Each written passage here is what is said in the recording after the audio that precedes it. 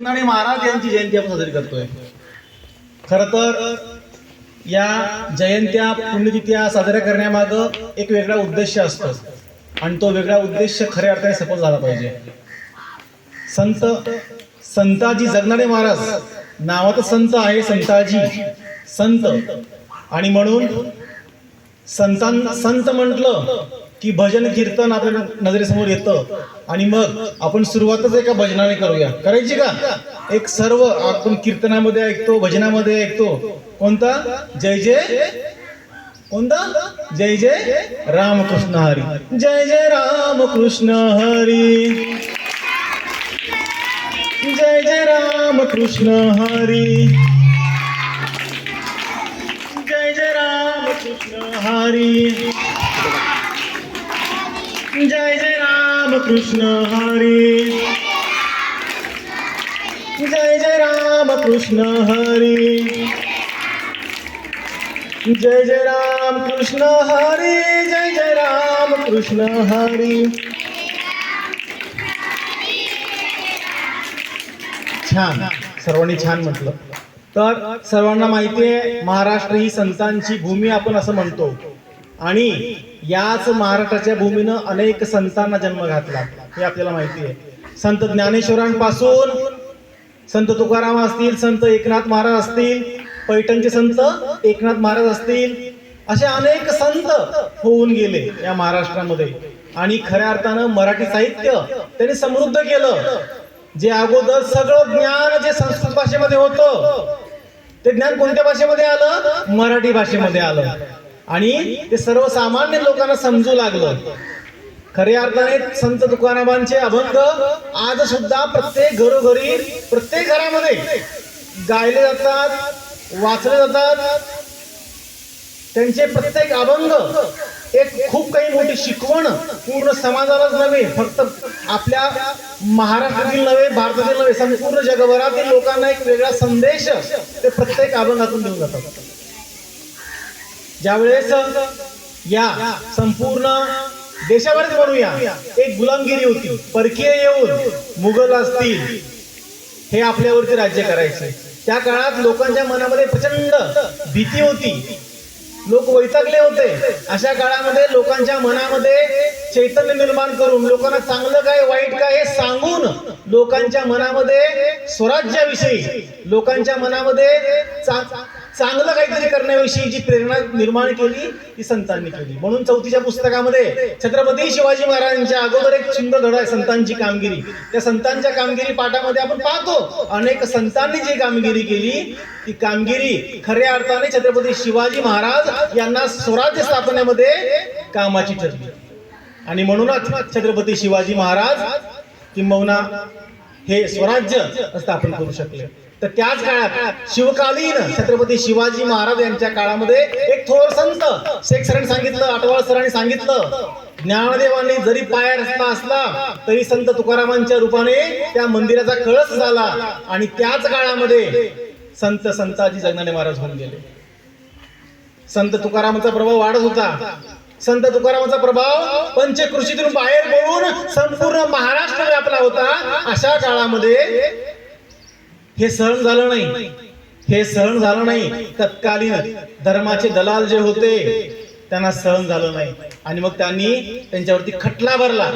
कुणावरती? आज जर आपल्यावरती अन्याय झाला आपण कोर्टात जातो, आपण कोर्टात जातो, कोर्टात न्यायालयात जातो आपण. परंतु त्या काळामध्ये न्यायालय म्हणजे काय? अशी धर्मपीठे होती, आणि त्या धर्मपीठासमोर संत तुकारामांवरती एक खटला दाखल करण्यात आला. त्या खटल्यामध्ये सांगण्यात आलं की हे ब्राह्मणांना शिष्य करतात, यांनी संस्कृत भाषेचा अभ्यास केलाय, वेदांचा अभ्यास केलाय, हा अधिकार ह्या खालच्या जातीतील लोकांना नाही. बघा आजकाल असं आहे का? आजकाल असं नाही. विश्वरत्न डॉक्टर बाबासाहेब आंबेडकरांनी सर्व जातींना समान हक्क, समान न्याय, समान संधी दिली आहे, बरोबर आहे का? परंतु त्या काळात मात्र विशिष्ट धर्माला, विशिष्ट जातीलाच हा अधिकार होता. संस्कृत भाषा वाचायची नाही, वेद, उपनिषद, रामायण, महाभारत याचा अभ्यास आपल्याला करता यायचा नाही. आणि मग त्या काळात संत तुकारामांनी प्रचंड अभ्यास केला या गोष्टींचा सगळ्या, आणि ते स्वतः प्रगल्भ झाले. आणि त्यांनी मग अगदी सरळ लोकांना समजेल अशा भाषेमध्ये सुंदर असे अभंग लिहिले, सुंदर असे काव्य केलं आणि असे अनेक अभंग मिळून त्यांची तुकाराम गाथा तयार झाली. तुकाराम गाथा, त्या तुकाराम गाथेचं वाचन गायन करून लोकांमध्ये खऱ्या अर्थाने जे चांगुलपणा वाढू लागला आणि त्यावेळेस हे तत्कालीन धर्म दलालांना सहन होण्यासारखी गोष्ट नव्हती. म्हणून त्यांनी त्यांच्यावरती खटला भरला आणि खटल्यामध्ये त्यांना शिक्षा देण्यात आली की तुकाराम, आतापर्यंत रचलेले सगळे अभंग तुला इंद्रायणीमध्ये बुडवावे लागतील. तुकोबा, आतापर्यंत रचलेले सगळे अभंग, सगळे तुझी तुकाराम गाथा ही तुला इंद्रायणी नदीमध्ये बुडवावी लागेल, नाहीतर तुझ्या समवेत तुझा संपूर्ण परिवार बहिष्कृत होईल, तुमच्याशी कोणी बोलणार नाही, तुमच्याशी कसलाही व्यवहार राहणार नाही.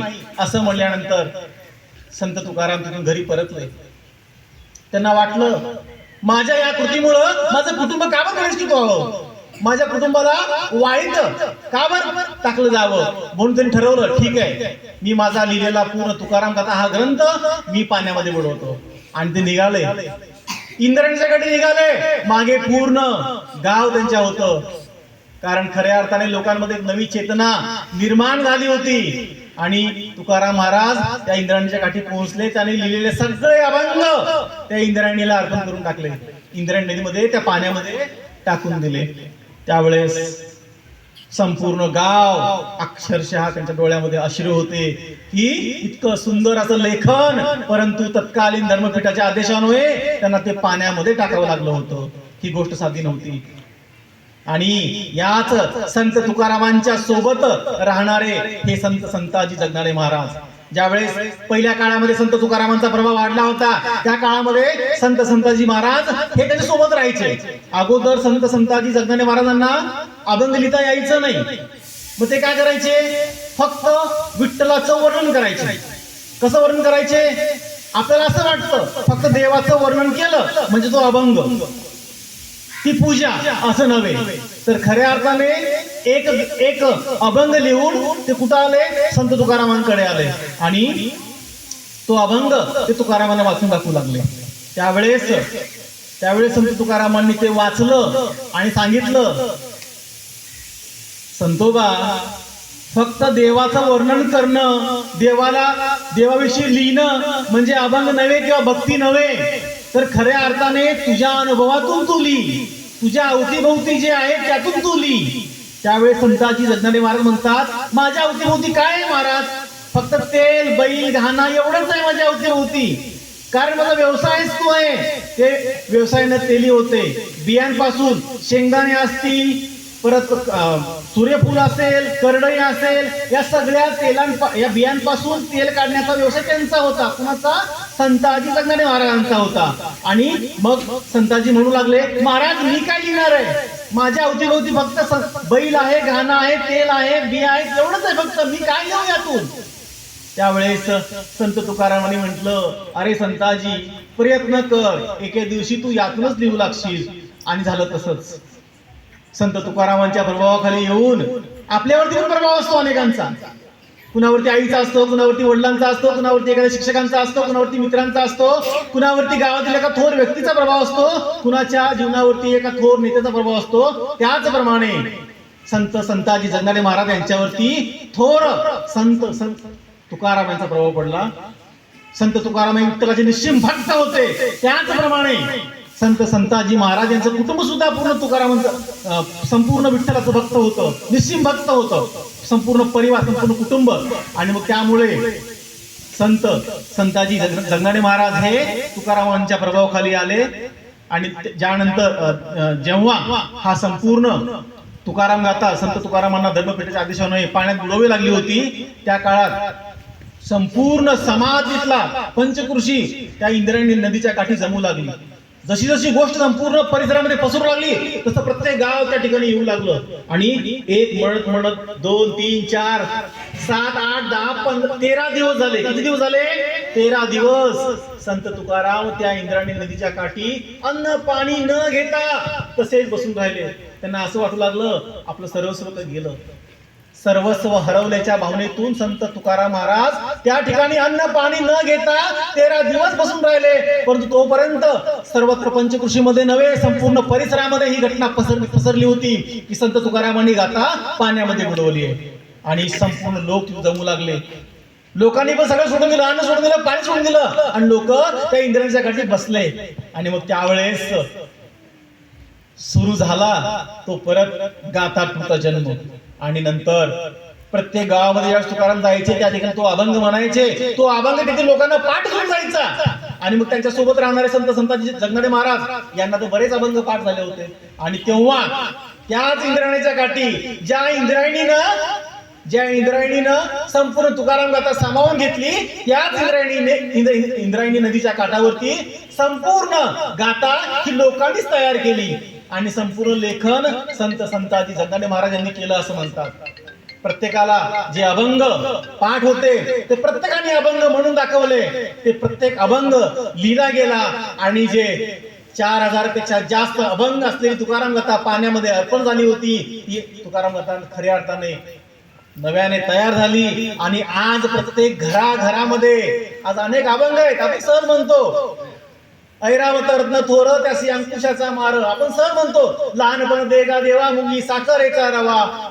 असे कितीतरी अभंग संत तुकारामांचे प्रत्येक आपण घरामध्ये ऐकतो, गातो. प्रत्येक भजनामध्ये आपण त्याचा अर्थ, एखादा महाराज आपल्या गावामध्ये येतो त्या एखाद्या अभंगाचा अर्थ पूर्ण तास 2 तास समजावून सांगतो. एखादा अभंग समजून घ्यायला आपल्याला 2-3 तास लागतात.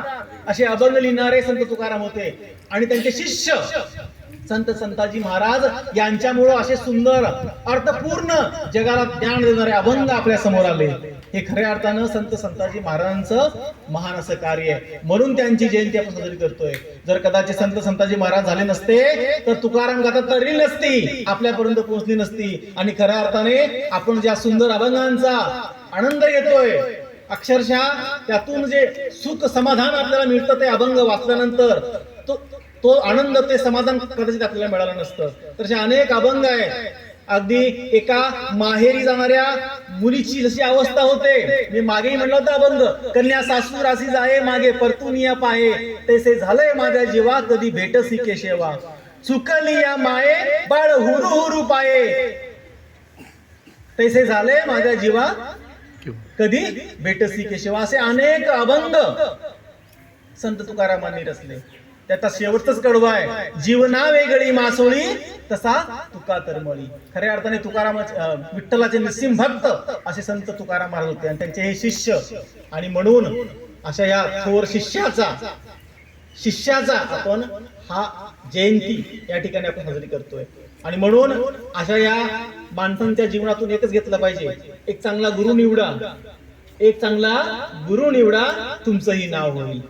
मग गुरु कुणाला निवडायचा हे आपण ठरवलं पाहिजे. मग गुरु कोणी असू शकतो, आपला आई असू शकते, आपले वडील असू शकतात, आपले शिक्षक असू शकतात, आपला एक चांगला मित्र सुद्धा आपला गुरु असू शकतो. म्हणून एक चांगल्या गुरुच्या सानिध्यात येऊन खऱ्या अर्थाने आपलं व्यक्तिमत्व सुद्धा बहरतं, आपलं जगात नाव होतं. म्हणून चांगल्याच्या सहवासात राहा, वाईटांच्या सहवासात कृपया राहू नका. एवढंच या प्रसंगी सांगू इच्छितो. संताजी जगनाडे महाराज त्यांनी केलेल्या कार्याबद्दल त्यांना त्रिवार वंदन करतो आणि संपूर्ण संत परंपरेला अभिवादन करतो आणि या ठिकाणी थांबतो. जय हिंद, जय महाराष्ट्र.